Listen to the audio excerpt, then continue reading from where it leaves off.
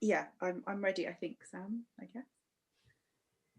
Okay, so I'm going to read The Punch and Judy Man of Hangman's Walk, and this is partly a free verse poem and also some commentary and articles on it. So I'm going to read you the whole thing as it appears in the folklore short. Slight disclaimer, none of this is real. So here we go. This free verse poem seems to have been the origins of a modern folktale or urban legend about the Punch and Judy shop in Hangman's Walk, with several distinct variants attested to by 2010. Nothing can be found before this was printed, and since it was anonymously published, it is not possible to ask the author if they based this on something they themselves had been told, or if this was an entirely original piece of creative writing. The core of the story in each version is the same. The protagonist enters the shop and is, by the end, turned into a puppet. In one version, this is done by the puppets themselves, wishing to replicate. In another version, the puppets are cursed people who need to be replaced by another person puppet to gain their release from their curse. In a third, the attack is carried out by the old man figure, and this is the slasher version of the tale, which generally becomes competitively gruesome when told at Halloween parties and other gatherings. Some versions keep the spirit of the original poem, however, claiming the transformation is due to the mesmerizing effect of the Punch and Judy show itself. The Punch and Judy Man, anonymous. Shh, what's that? The wooden slap, the swazzle-voiced cry, and the short, sharp crack. Shh, what's that? The glazed-eyed clap, the hollow applause, and the rat-a-tat-tat. Passing by, you pause and try to catch a glimpse of shh. What's that? Where the shadows and the lamp oil meet, pooling gold in the midnight street, behind the windows thick with grime, behind the door where the horseshoes shine, take good care if you stop and stare, for the hour is late and the moon is fat, and the sounds continue. Shh, what's that? Peering out as you peer in, Mr. Punch puppets sit and swing around the window frame inside, red as wrath and stiff as pride. Tangled strings and broken things obscure the view, but not of you. Why do they stare beneath their hats? Why are they watching? Shh, what's that? And now the hair prickles on the nape of your neck. You know it's foolish and try not to check. Don't look behind. What might you find? A painted figure with a crimson hat, or nothing at all? Shh, what's that? The door is open, so go inside. The man creeps out to be your guide, with a shambling gait and flint-eyed stare. An old Afghan and a dusty chair he provides for you, so sit right there in the corner where the space is free, and pay no mind to the patrons three who sit nearby on stools and mats.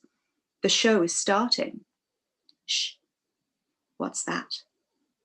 And now late is the hour that you spend in the dusty old shop till the last show's end. But as the sun winks through the grime of the glass, it falls upon gold turned all to brass, and velvet drapes turned quite threadbare. And who is it sits now upon the chair in the corner provided for you? Why, naught but a puppet with a front row view. And like the others with their glazed-eyed clap, their hollow applause, and the rat-a-tat-tat of wooden salutes and stiff-boned raps, you sit in silence. But shh, what's that? And that was first printed in the Pagamon Sea Community Newsletter, 4th of March, 1984. The above poem appeared with this article, which also contributed to the urban legends, but is assumed to be part truth, part creative writing. It is up to the discerning reader to decide which part is which. The Punch and Judy Man, as he came to be known, had a shop in Hangman's Walk selling antique sets, props, marionettes, and puppets, mainly but not limited to Punch and Judy shows. There were 15 Mr. Punches in his window alone, and hundreds more in the shop. To cross the threshold of the lair of the Punch and Judy Man, that devoted patron of these seaside shows, one must duck below the iron horseshoes framing the door and the strange traps of woven strings suspended around the shop itself. Most puppets live in glass-fronted cabinets or are posed inside the sets, which mimic theatre stages. At night, they say you can hear the Punch and Judy Man performing the same sequence of variations of the play, sometimes with innovations of his own, voice masked by the swazzle. We speak about the Punch and Judy Man in both the past and present tense because for the last 15 years, no one has seen him leave the shop. There are still deliveries, but few customers. Only those dedicated to this art ever venture to knock the shop door. They say he is the last of a family of punchmen descended from the first English disciple of Signor Bologna himself. It is said that you can still hear the plays performed by the Punch and Judy Man at night, the shop lit by 3 antique oil lamps on stands. The lamps are set around a cleared space on the shop floor where the set from 1812 is positioned dead centre. Like Signor Bologna, the Punch and Judy Man uses marionettes in some of his midnight performances, particularly for the older material, as well as the glove puppets now associated with the show. If you stop to watch, you will see the play being performed, the puppets going through the variants of the stories from midnight through to 3 a.m. with short breaks in between.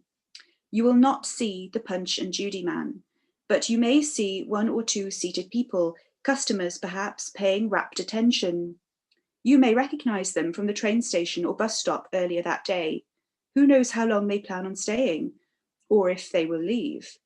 They come to learn, to watch. Hurry by. You will not see them again. The end.